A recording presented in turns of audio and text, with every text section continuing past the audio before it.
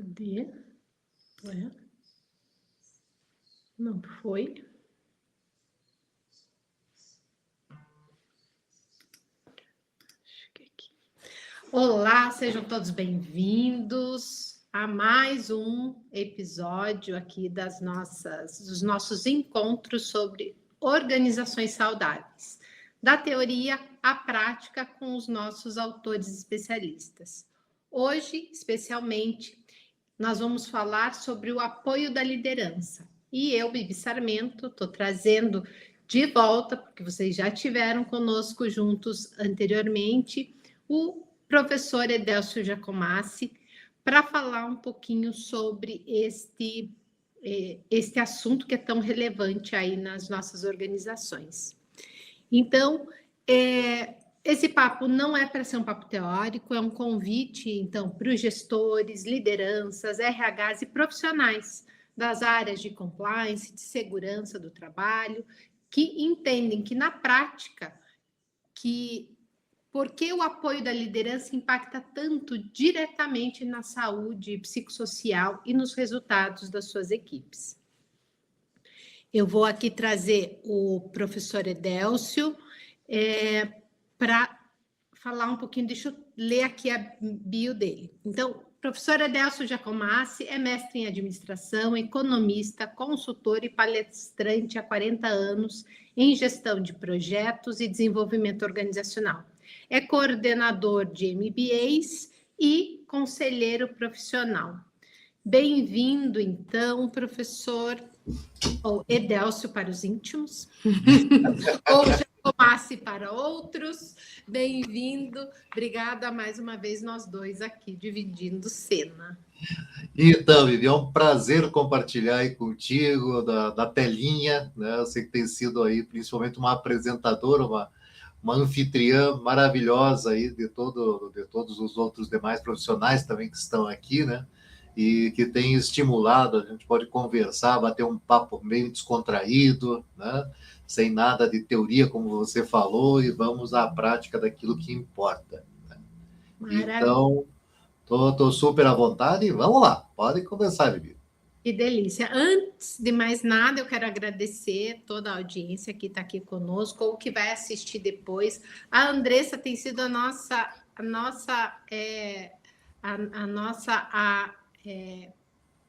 ai, nossa, agora eu esqueci. Nossa, me deu um branco? Então, eu já vou ajudar, Bibi. Posso ajudar? Pode. Então, além de ser uma seguidora, né, de todos os nossos capítulos, a Andressa Arruda é uma consultora que nós temos que trazer para a nossa equipe, porque ela tem um resultado maravilhoso. Tivemos a oportunidade de trabalharmos juntos em uma organização onde fizemos mudanças significativas, onde o clima era simplesmente horrível. Depois eu vou poder contar um pouquinho da história. E com esse trabalho que ela participou diretamente, nós mudamos totalmente a realidade daquela organização e se tornou um modelo de gestão para muitas outras depois. Né? Então, a Andressa é uma consultora que, com certeza, aí ela tem dado um resultado maravilhoso também nos seus trabalhos. Então, muito bem-vinda. Agora eu lembrei a palavra audiência, né? Eu aqui estou toda confusa aqui, mexendo nos bastidores, mas bem-vinda, Andressa, com toda essa referência que o Edelcio fez aqui. Eu acho que nada mais interessante do que a gente começar a estreitar esses canais, né? Então, seja muito bem-vinda e obrigada por estar ao vivo conosco todas as terças-feiras. Né? Então, para começar, Edelcio, esse capítulo ele é bem direto, ele fala sobre liderança, né? Esse apoio da liderança, e considerando que a liderança é um dos fatores psicossociais mais relevantes para organizações saudáveis. Nós temos falado isso ao longo dos últimos encontros aqui, né? Questão de cultura, questão de clima e os impactos disso, e sempre a liderança vem como uma fonte de apoio, né? De reconhecimento, orientação, e a depender de como é o desenvolvimento desta relação, você consegue naturalmente reduzir riscos psicossociais e aumentar a confiança e o relacionamento entre os membros da equipe. Enquanto a ausência também, né? A ausência dessa liderança, ela pode gerar insegurança, desmotivação e outros casos extremos, inclusive o adoecimento mental. Considerando tudo isso, eu queria que você já começasse a tua fala aqui, o nosso bate-papo, explicando um pouquinho, quando você pensou nesse capítulo, como é que você decidiu traduzir ele para este guia, que depois as pessoas vão ter acesso a esse material? Então, se me permite, Bibi, eu já vou começar com as notícias boas, né? Esse guia logo, logo estará disponível. Foi feito já o registro, né, na CBL, então está tudo certinho. E todas as pessoas terão acesso a 21 fatores de risco psicossociais, que é referente ao sistema DIASO, Diagnóstico Integrado do Ambiente e Saúde Organizacional, que tem toda uma prescrição de como trabalhar com cada um deles na organização. Então, assim que tivermos disponíveis, né, cada um dos autores, dos 10 autores desse livro, dessa obra, né, colocou uma das perspectivas, e né, que você colocou clima e cultura também, né, que abordou muito bem, por sinal, e que estará disponível em breve mesmo. Bom, primeiro passo, eu acho que nós pensarmos na liderança, eu aqui até não pretendo fazer, por exemplo, uma classificação de estilos de liderança, tá? Porque quando a gente coloca a definição de estilos, nós colocamos assim alguns rótulos dos estilos, e depende da abordagem, né? Dos testes que tem para estilo de liderança, eles vão adotar uma nomenclatura diferente, uma classificação diferente. Então, a nossa preocupação não é tanto em relação aos estilos de liderança, mas, enfim, o apoio da liderança. Claro que em determinados momentos entra o estilo como um comentário adicional, mas não vamos classificar que tipo de abordagem de estilo que a gente vai utilizar. O primeiro passo que eu vejo, e é um modelo que nós temos utilizado, que é entender primeiro a cultura da organização, que foi o tema principal que você já abordou muito bem, por sinal, né? Então, a definição da cultura, daqueles princípios, daqueles valores da organização, seja por uma empresa familiar, ou seja por um corpo de executivos principais dentro de uma organização, ela praticamente vai dizer como é que funciona o modelo de gestão. Então, o modelo de gestão, que também pode ter alguns estilos predominantes, né? Ele determina a forma com que as organizações serão geridas e até mesmo em função dos departamentos, dos setores, das filiais, cada uma delas pode ser gerida conforme um modelo. Mas quem vai dizer isso é a principal fonte de cultura da organização. A partir do momento que eu tenho definido os modelos de gestão, aí sim eu vou para os estilos de gestão, né? E aí eu tenho o perfil do gestor, do líder, para cada unidade de negócio, para cada departamento, em função até da ferramenta que nós utilizamos, que é a gestão por competência. Então, lá do planejamento estratégico, né, do core business, da questão do desdobramento de todos os negócios, nós temos o desdobramento das competências que cada gestor deve ter para poder gerir as suas unidades de negócio, ou os seus departamentos, setores, ou lideranças setoriais mesmo, né?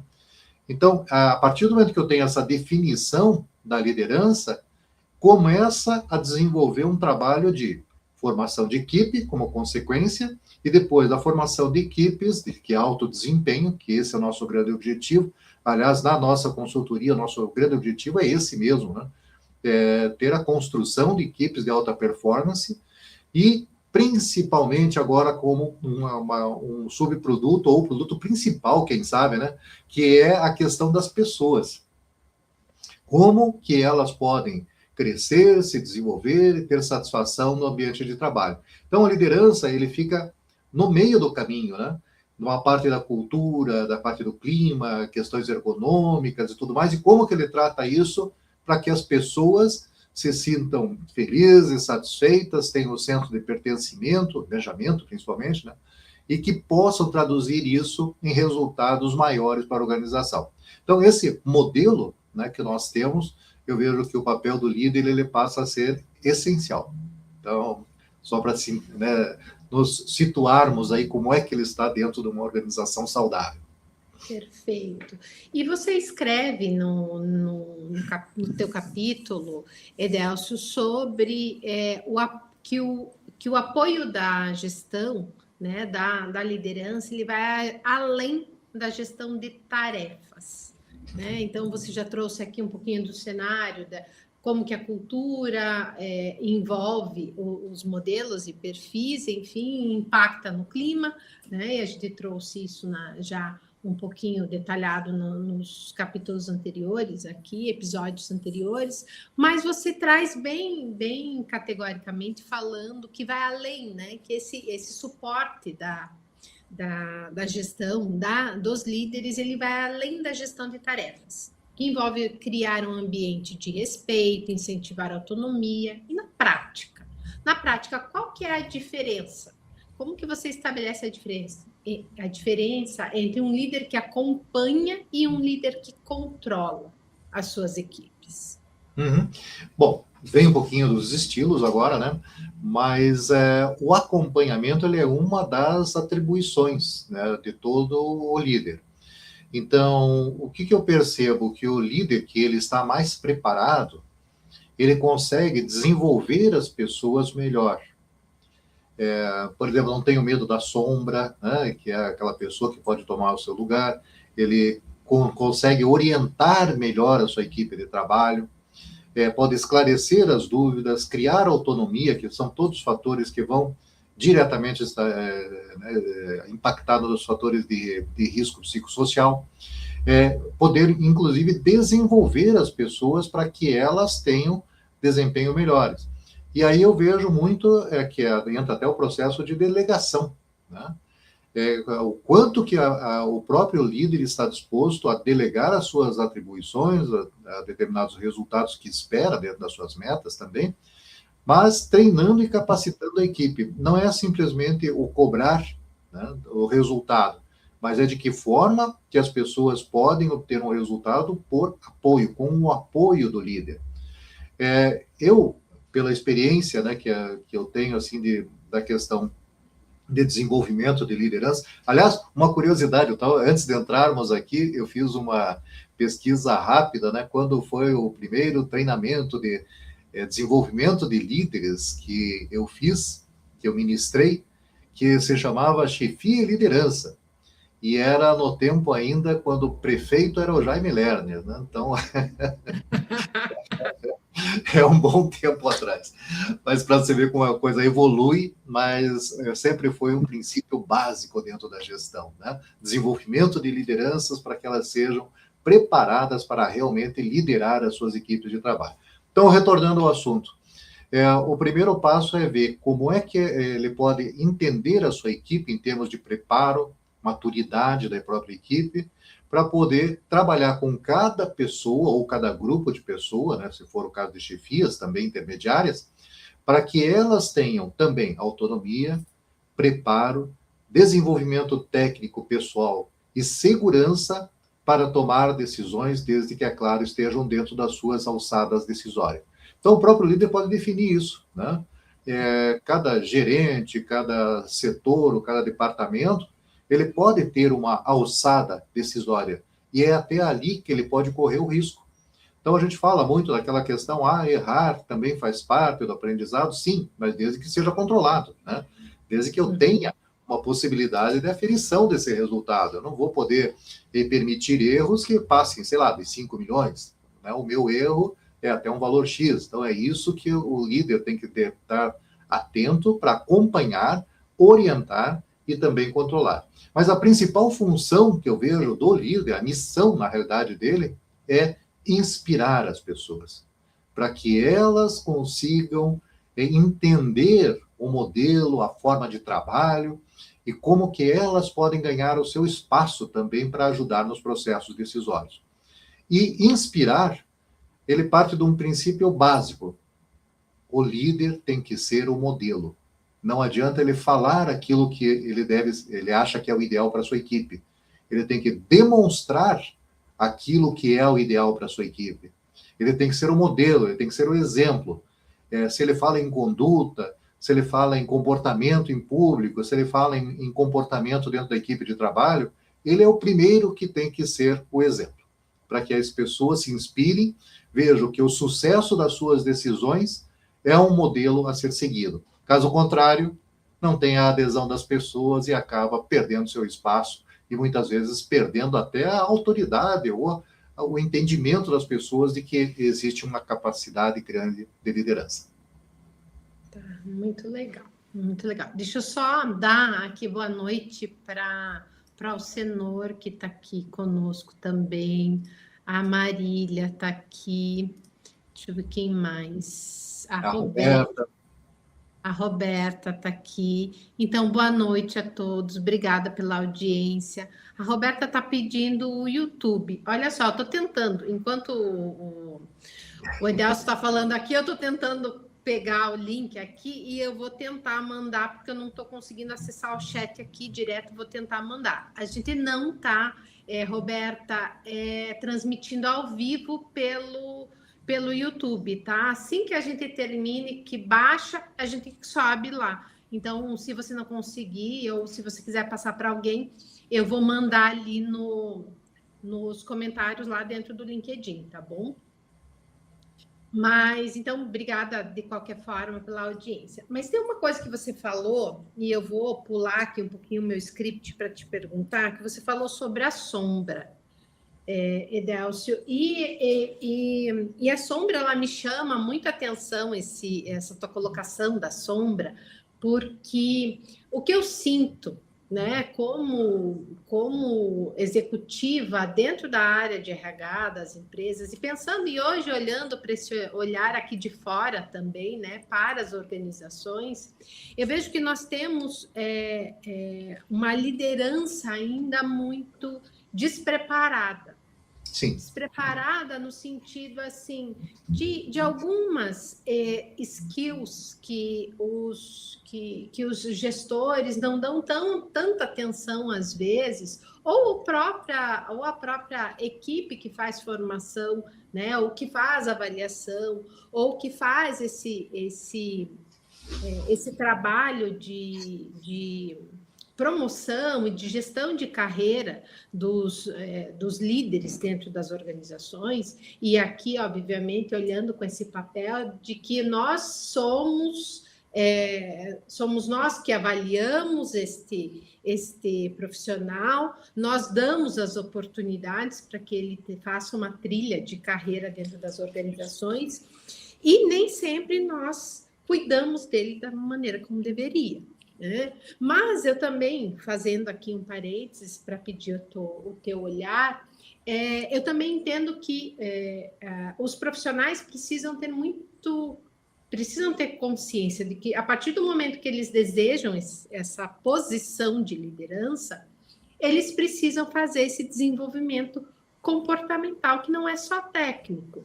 Técnico, a gente falava semana passada, que é você saber fazer um bom feedback, você não ter problema com conversa difícil, mas tem outras skills que eu vejo como mais importante, porque sem elas você não consegue carregar bem as técnicas, são confiança, segurança. E quando você fala de sombra, ele me desperta uma inquietude, que o que é a sombra, né? Eu acho que eu sei o que você quis dizer, mas explica aqui para a audiência o que você vê desta sombra do gestor, né? Do líder, e o que ela pode impactar no dia a dia e na própria organização saudável. Tá. Então vamos lá, né? A definição desse termo nosso do popular da sombra, né? A sombra nada mais é do que o receio do próprio gestor, do líder, né? Quando ele desenvolve uma pessoa, a pessoa começa a se desenvolver e ele se torna, vamos dizer, a pessoa que seria provavelmente a pessoa tomar o lugar daquela pessoa, né? Ela seria a pessoa que estaria mais preparada. Então, muitas vezes, esse líder ele tem um receio de perder a sua posição para a pessoa que ele está formando. Quer dizer, se eu estou formando uma pessoa tão bem, logo eu posso perder o meu posicionamento porque essa pessoa vai tomar o meu lugar. Bom, eu tenho uma visão muito particular e é bem diferente dessa. Vamos ver a minha. Vamos lá.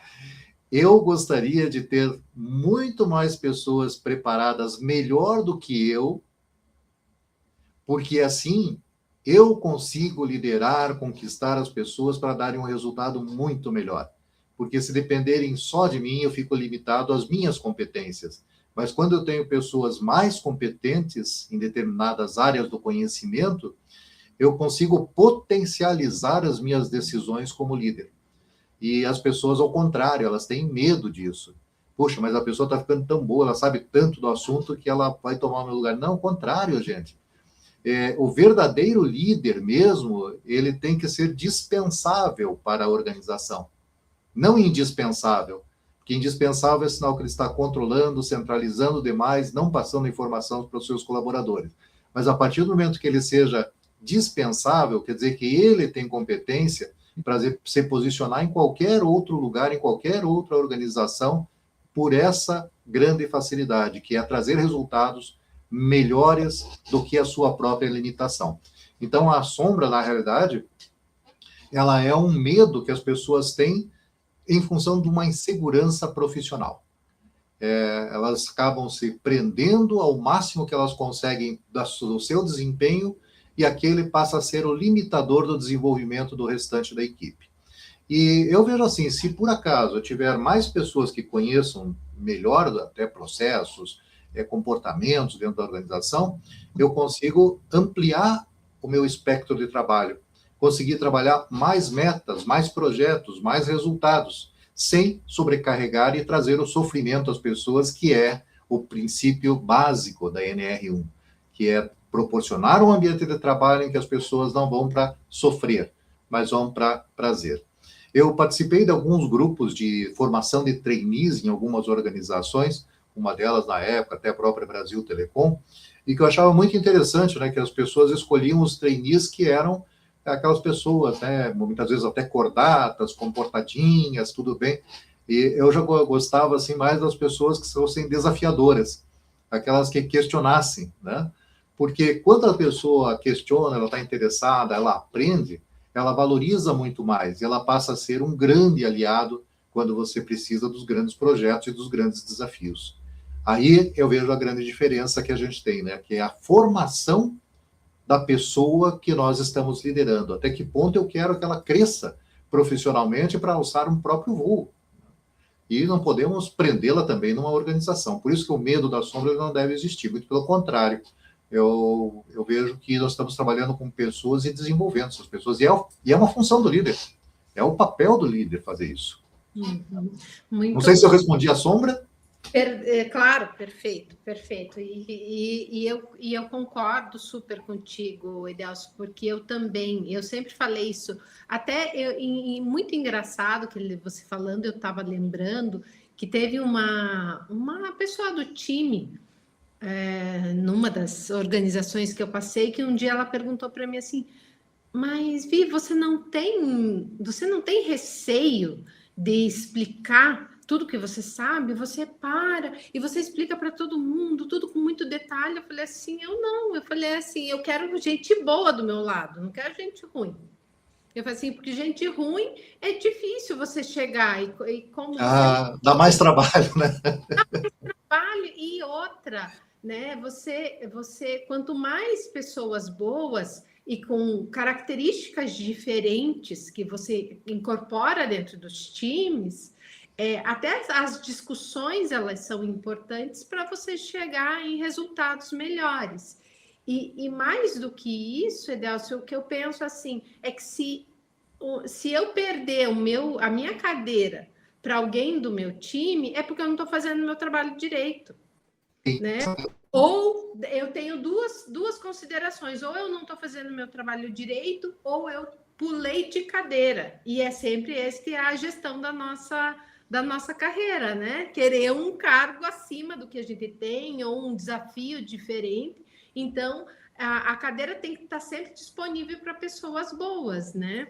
Então, Vivi, eu acho que esse é o ponto principal. Nós temos que desenvolver as outras pessoas para poderem ocupar o nosso lugar, para nós crescermos no degrauzinho da organização, né?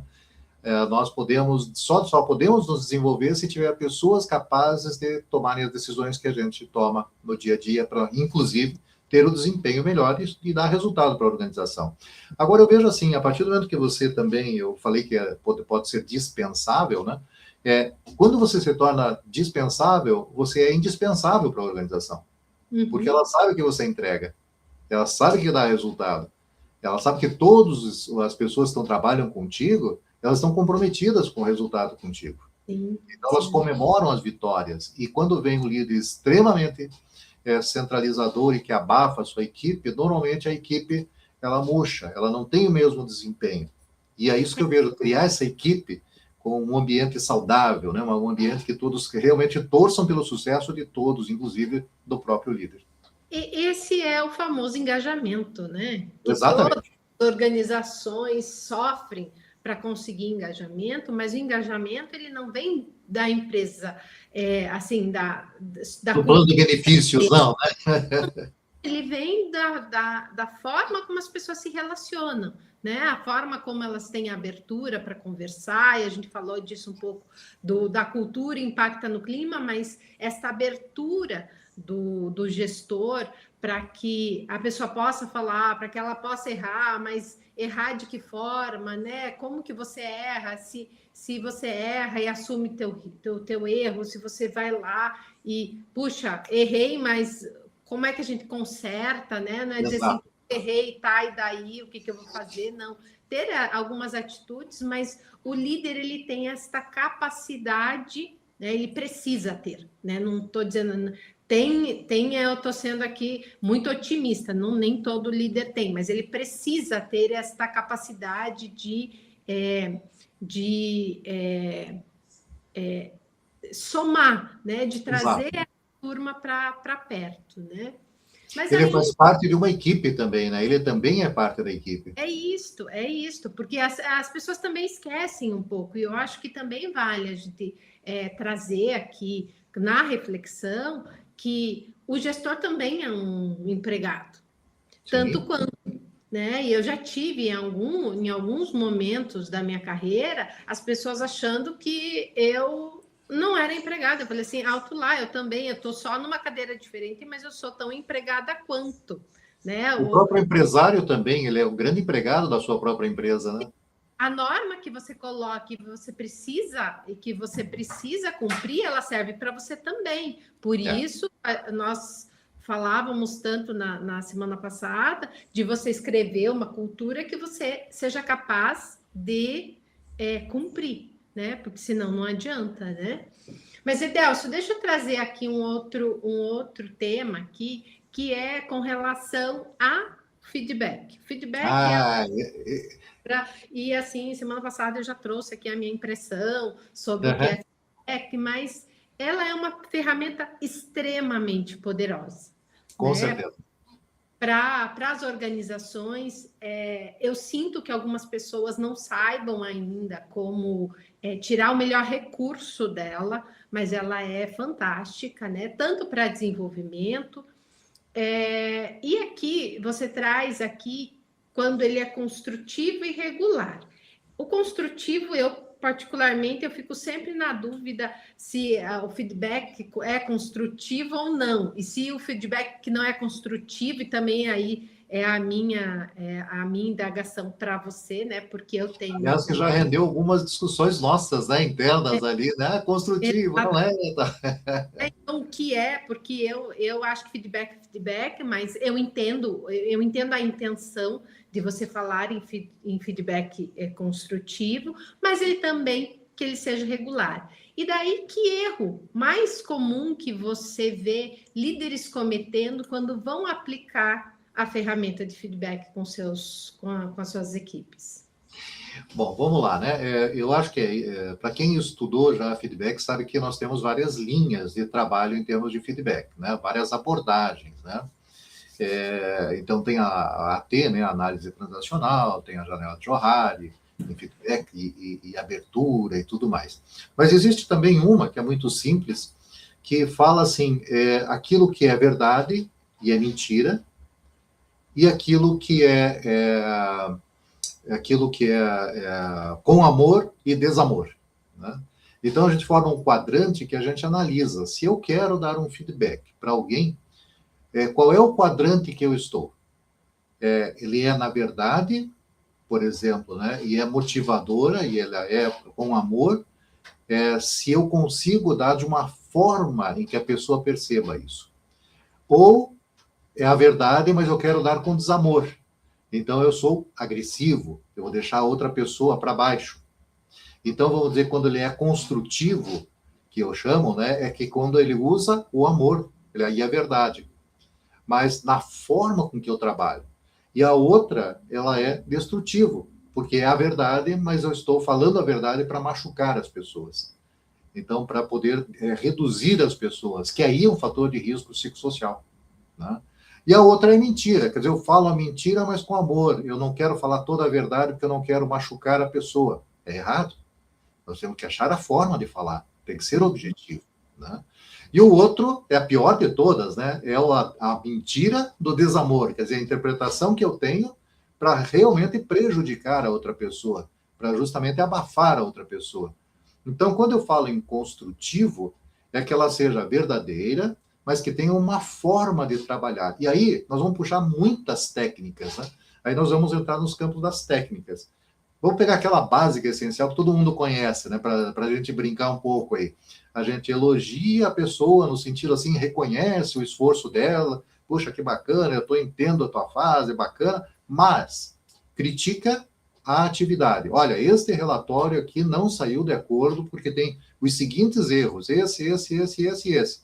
Então, valorizei a pessoa, critiquei a atividade e valorizo de novo a pessoa para ela sair. Agora, não pode ser uma coisa também assim que a pessoa sabe, ele está me elogiando, né? Errei e está me elogiando, não é isso.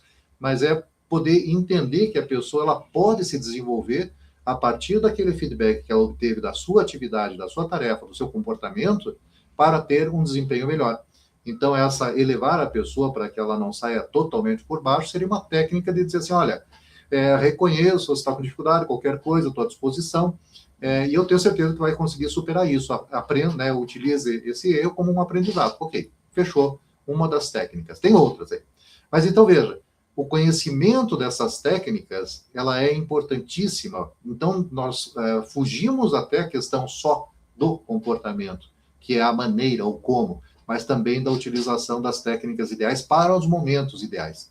E aí vem no momento adequado, mais próximo do evento, mas não necessariamente durante a ocorrência, que não seja em público, seja em particular. Também não pode ter aquela salinha famosa, né? Vem aqui, vamos conversar. Todo mundo já sabe que a pessoa vai lá e vai receber ou não uma advertência, né? Vamos dizer assim. Aliás, esse é um fato interessante que numa das empresas que, bom, não sei se tem pessoal de fora, mas nós estamos aqui em Curitiba, e normalmente eu ia uma vez cada 15 dias para Ponta Grossa, das 7 às 8 horas, falar com o pessoal mais de fábrica sobre a questão de feedback e relacionamento. E eles relatavam, né? Não, se o fulano for para aquela salinha, esquece. Ele já vai levar uma puxão de orelha lá. Então todo mundo já sabia. Então tem que ser assim uma coisa bem sutil. Agora, não quer dizer que não seja ameno.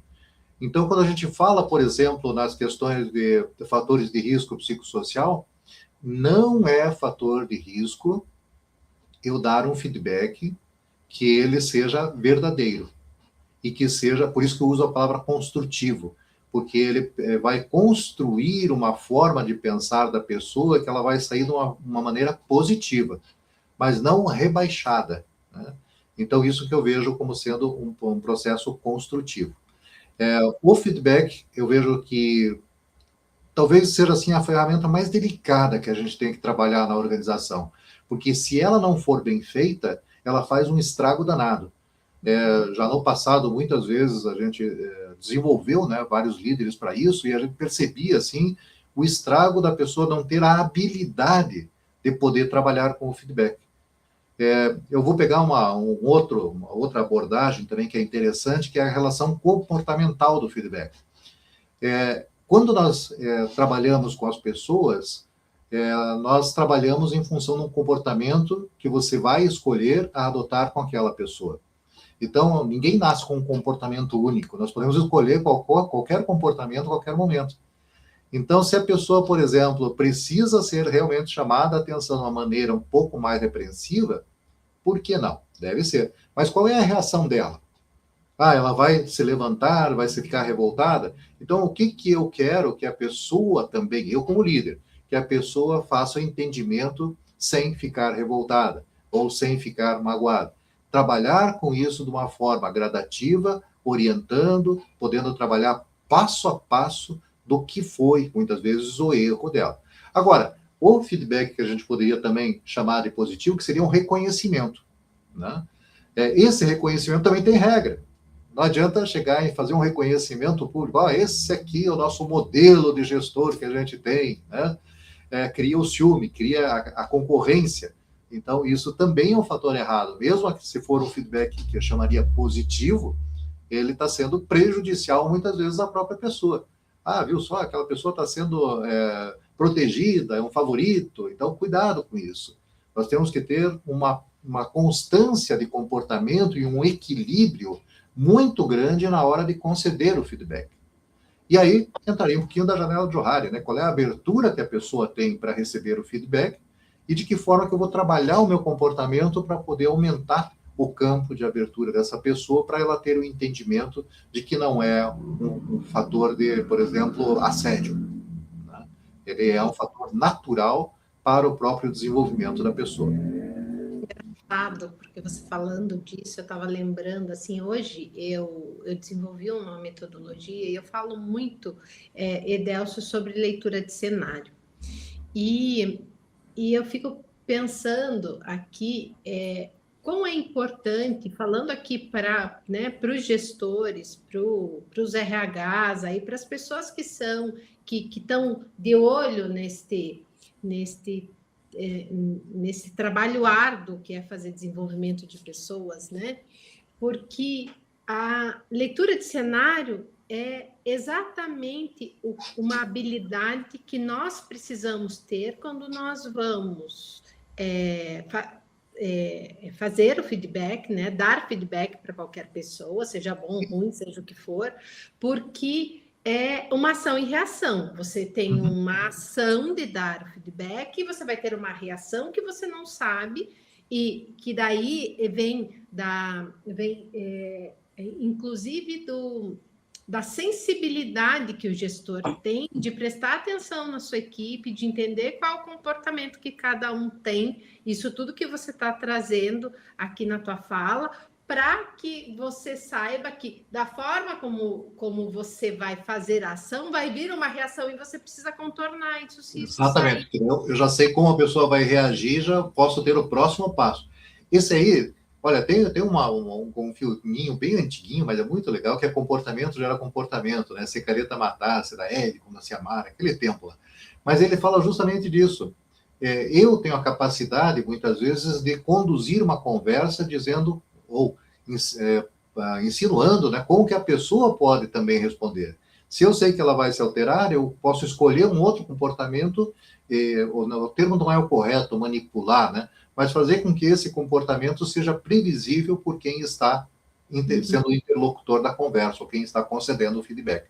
Então, é uma forma de conduzir, para evitar, inclusive, conflitos. Conduzir, eu acho que é a melhor palavra, não manipular, mas conduzir. Você pode conduzir a conversa de uma forma que você consiga chegar no teu objetivo. E aqui, não só a técnica de dar feedback, mas a técnica de fazer leitura de cenário, né? Desenvolver essas skills de leitura de cenário, de gestão de conflitos, e daí eu já vou emendar em outra pergunta aqui para você, que é quanto, né? Porque este capítulo você também traz a questão da mediação, né? De como os líderes, ou quão, né? preparados estão os líderes para fazer mediação de conflito, porque um dos grandes aspectos e só parafraseando semana passada, porque nem sempre a gente está falando de líder, porque o líder ele é um apoio importante, e é isso que esse capítulo trata, da importância dos líderes, né, para a gestão do ambiente saudável. E a gestão do ambiente saudável não quer dizer necessariamente que o líder é o problema, mas o líder, ele às vezes é ele o problema, mas às vezes é a forma como ele age ou deixa de agir, ou falta essa sensibilidade para ele poder fazer gestão de conflito das equipes, entre stakeholders diversos. Então, coloca isso para a gente. Então, como preparar este gestor que nunca teve treinamento formal? Que daí, aqui, eu, de novo, vou aproveitar, né? Porque a gente está falando de NR1, NR1 tem... Isso.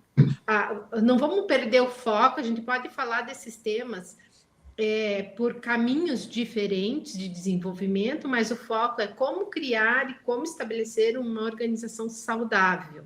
Né? Exatamente. Então, os nossos temas precisam chegar na prática de como gerir uma organização para que ela seja saudável e a gente possa apoiar aí não só a legislação, mas todos esses stakeholders, né? Todas essas pessoas que estão aí dentro das organizações. Então, como preparar este gestor que nunca teve um treinamento formal para fazer mediação de conflito?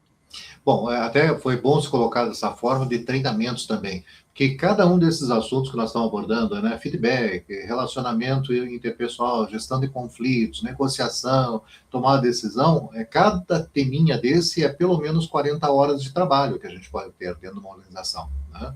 É um desenvolvimento mesmo. Então, aqui, claro que nós vamos dar uma visão genérica e, principalmente, fundamentada na NR1. Então, em função da NR1, o que nós podemos dizer? Que o conflito, ele gera, principalmente para as pessoas, o desconforto. E esse desconforto vai gerar para toda outra organização, né? Se forma grupos, aí, não é só pessoa a pessoa, mas grupos e etc. Então, dentro dos conflitos, nós temos que primeiro encontrar quais são as causas desse conflito. Então, a causa não é necessariamente o A com o B. O A e o B estão discutindo, brigando, mas é o porquê, né? O que está levando o processo a ter esse conflito interno. Agora, desde que também se entenda que é um conflito interno, é gerado por uma questão organizacional. Conflitos que ocorram fora, dentro da organização, eles não são problemas psicossociais da organização. Claro que eles vão ter consequências, e aí o líder vai ter que trabalhar de uma outra forma, né? Mas, trabalhando os conflitos interpessoais dentro da organização, o principal ponto é o que leva a esse motivo. Qual é o principal fator de discussão? Então, quando eu tenho duas pessoas que cada um tem o seu ponto de vista, cada um trabalha a sua verdade, eu tenho que entender qual é a verdade que ocorre entre os dois pontos extremos. E entre esses dois pontos extremos é que eu vou estabelecer. Não é que alguém esteja certo ou alguém esteja errado, mas o que cada um entende em função daquilo que foi o gerador do problema. E poder conversar com as pessoas para que elas entendam o que representa a verdade que a organização percebe. Aí o papel do líder. Aí nós vamos falar assim, a verdade, ela tem que ser justa, tem que ter a justiça, tem que ter um entendimento muito claro dos valores de cada pessoa, porque, queira ou não, pode ser um conflito de valores. Eu até estava falando, né, de uma empresa que contratou pessoas com valores muito diferentes, crenças, religiões, enfim, que teve problemas sérios, né, porque até eram imigrantes de uma determinada região e que não aceitavam a ordem de mulher. Então, veja, isso aí é um problema que gerou um conflito danado, mas ele poderia ter sido resolvido lá no início, lá no processo de recrutamento, a seleção do pessoal, né? E uma forma de trabalhar. Então, todos eles têm um fator principal da organização, que é o fator também cultural. Bom, Segundo ponto, a partir do momento que eu identifique qual é a principal causa desse conflito, é ver se existe uma forma de eu trabalhar também com as pessoas individualmente para que elas tenham um entendimento do que é a verdade única, né? E o senso da justiça. Geralmente, ela é mais complicada, né? Porque cada caso é uma situação, é um entendimento diferente. Mas a minha orientação, muitas vezes, o que o pessoal já quer de cara é colocar em confronto. Chama as duas partes aqui e vamos ver o que está acontecendo, né? Antes de ter essa etapa, que muitas vezes o pessoal faz de uma maneira até inadvertida e despreparada, tem que entender qual é a situação. Numa pequena empresa, o próprio gestor, né, o próprio gerente, ele pode trabalhar isso. Numa grande empresa, normalmente se vê o RH, ele se envolve um pouco mais. Mas o líder, quando é dentro da sua equipe de trabalho, quando é um pessoal interno, ele tem que administrar esse conflito, né? E saber até que ponto cada um pode ter uma concessão ou mesmo uma advertência, se for o caso, né? Se for o caso de alguma coisa, algum conflito maior. O último caso é o extremo, que é o desligamento de uma das partes. Mas também eu vejo que não é o ideal, porque se nós conseguirmos trabalhar e resgatar aquela pessoa para ter esse entendimento, nós estamos também fazendo um processo de formação. Então, os relacionamentos, né, principalmente quando tem os conflitos, se ele está relacionado diretamente à sua atividade, ou é um conflito de entendimento cultural. Acho que esse é um ponto já básico para a gente começar a partir para a análise. De uma maneira bem sucinta, né? Tem muita coisa atrás disso. Conflito é sempre, de novo a gente volta para a forma, né? A forma e você ter essas habilidades para fazer a condução de uma conversa difícil é sempre. Eu sou muito a favor, eu acho que eu já falei, nós inclusive já falamos disso, Delcio. Quanto mais verdadeiro você é para tentar ajustar um conflito, melhor é. Né? Então, se você tentar inventar muita conversa para poder fazer uma orientação ou para fazer uma mediação, às vezes a chance que você tem de desviar e falar o que não deve, ou trazer problemas que não são o motivo, né? Aquele motivo, porque sempre você vai ter outras coisas para de repente puxar, é que nem briga de marido e mulher, né? Então, às vezes, você não fala agora, ficou chateado com alguma coisa, mas daí vem um dia que você não está preparado, você vai lá e daí você fica puxando o novelo, não adianta de nada. Não. Né? As relações, de uma certa forma, precisa sempre estar muito, muito disposto a resolver o conflito, mas da causa que lhe deu aquele momento e não de outras coisas, porque senão a chance, se você abrir espaço para cada um contar a sua história lá, de quando, aí a chance de você se perder no caminho é grande. E veja, cada pessoa, ela vai potencializar a sua razão. Claro. Se a pessoa fez uma careta, pronto, é o máximo dos insultos, né? Então, quando existe esse tipo de coisa, é colocar a pessoa, assim, colocar a forma, né, de mostrar para as pessoas que não é uma coisa potencial. Pode ser, inclusive, uma coisa extremamente pontual por um momento infeliz de algum comentário, de alguma coisa. Então, aí sim, eu vejo o trabalho, né, muitas vezes individualizado, para ter esse entendimento. Agora, a causa é realmente a gente perceber se é conflito ocasionado pelo trabalho, né, aí nós temos também como mexer até em processos. Pode ser que tenha um problema de controle, por exemplo, de uma parte, ou conflito interdepartamental, né, que ocorre muito, que é a necessidade de uma informação mais rápida, ou o cumprimento de metas de uma equipe que depende da outra. Então, é claro que vai gerar algum conflito, algum atrito. Agora, separar isso. Vamos pensar assim de uma maneira bem geral, né? Conflitos existem. O que eles não podem é ser potencializados e gerar desconforto às partes, né? Então, aquela pequena discussão do dia a dia, alguma coisa. Tinha uma empresa multinacional que eu fiz parte também como executivo, em que eu me lembro das reuniões, eram extremamente pesadas.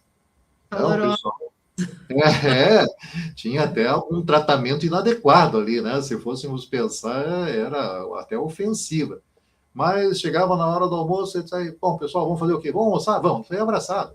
Né? Quer dizer, tem a maturidade de que aquele momento era para discutir, e Mas não para ficar só panos quentes, né? eu não posso perder a oportunidade, Edelcio, de falar que eu acho que esses dias também, eu nem sei quando mais, porque eu tenho estado aqui algumas vezes, mas eu falava da importância da gente saber dizer não, mas da gente ouvir não também, que é nós não estamos preparados para isso. E eu acho que uma das habilidades que, para mim, é essencial nas pessoas, e não necessariamente nos líderes, mas nas pessoas de uma forma geral, é você aprender a separar as coisas. Isso, exatamente. Uma pessoa dizer que você, puxa, hoje você está com a cara amassada.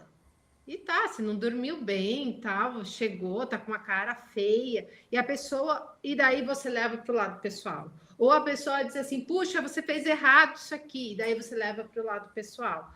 E eu acho que os grandes desconfortos gerados, muitos deles são causados porque as pessoas acham que a pessoa está contra ela. E não contra a coisa que aconteceu. Há um procedimento errado, há como uma comunicação errada, há um processo que você falhou. E, gente, está tudo bem, isso faz parte, nós somos seres humanos e passíveis de erro. Aí, obviamente, que tem recorrência, tem prazo para recuperação, são outras coisas, mas o grande alerta aqui fica na questão de como as pessoas levam para o lado pessoal qualquer intervenção que o outro faça. E isso é maturidade. Exatamente, é isso que eu ia falar, é a maturidade. Daí, dentro da maturidade profissional, é saber o momento em que realmente você está trabalhando ali como um profissional, e você tem que trabalhar aquela situação específica e não levar como sendo uma coisa pessoal. Pensa bem, né? Por exemplo, quem trabalha no setor de cobrança, né, de uma organização, vai viver do conflito. Vai viver do conflito sempre, né? Então, esse conflito não quer dizer que seja uma coisa pessoal. Faz parte daquela pessoa fazer um exercício de cobrança e da outra ser cobrada, né? Mas é interessante pensar que não quer que a pessoa vai ser afetada, né? Tem pressão? Tem. Aí nós temos que amenizar essa pressão dentro do ambiente de trabalho, né? Mas faz parte muitas vezes da atividade. Deixa eu só ler alguns comentários aqui. Olha, o Alcinor, quando a gente estava falando da sombra, ele trouxe aqui, tem um ponto de vista sobre a sombra. Um profissional inseguro tem medo de ensinar. É isso mesmo. A gente estava falando exatamente isso, Alcinor. É sobre confiança, segurança que você tem na sua gestão, né? No seu conhecimento, para você poder lidar com a sombra, né? E a Maritza aqui também trouxe perfeita colocação. Gerentes, diretores e próprios empresários são parte da equipe. Acho que quando a gente falou sobre regras, né? Os regramentos, acho que foi nesse momento que ela trouxe o comentário. Então, obrigada pelos comentários.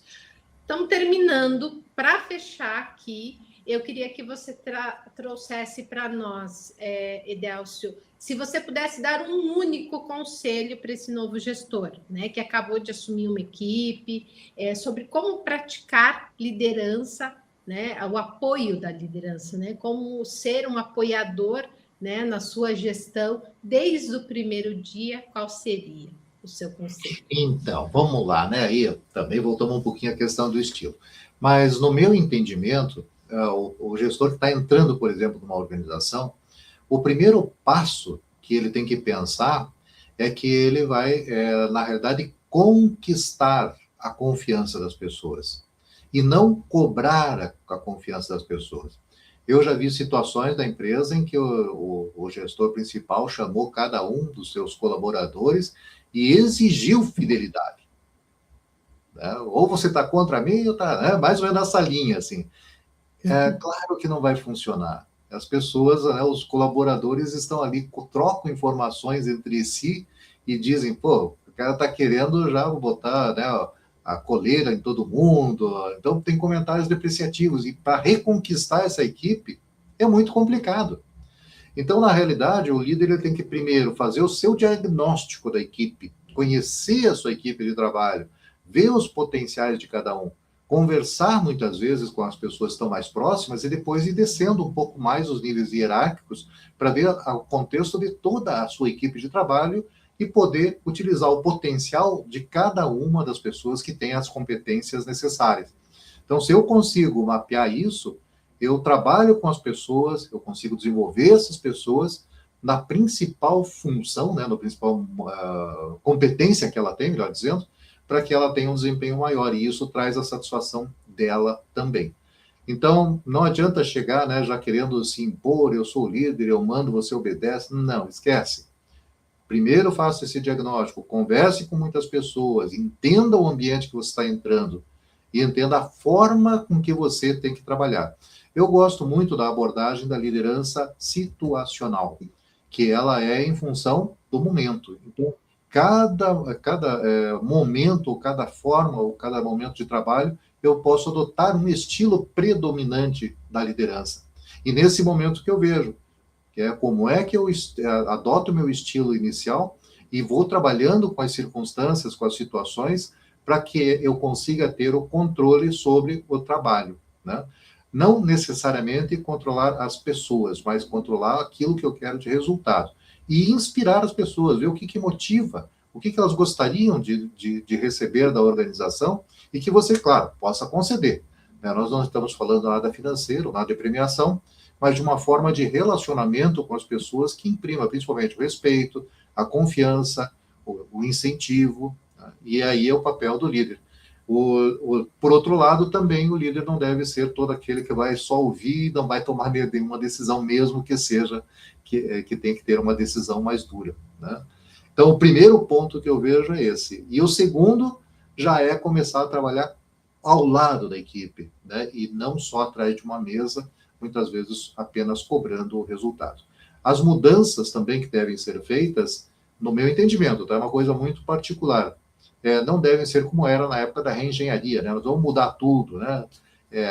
Tinha até um conceito, e hoje até tem algum conceito dentro da parte de inovação, que é desconstruir para construir. Não, ao contrário, gente. É poder aperfeiçoar para construir gradativamente um processo, ou uma situação, uma equipe cada vez melhor. O destruir, eu vejo que é coisa assim que a pessoa quer muito mais o seu ego do que propriamente trabalhar para a equipe de trabalho e para se ter um resultado de alta performance. Não sei se eu consegui resumir tudo isso. Vamos lá. Perfeito, perfeito. Enfim, acabou o nosso tempo.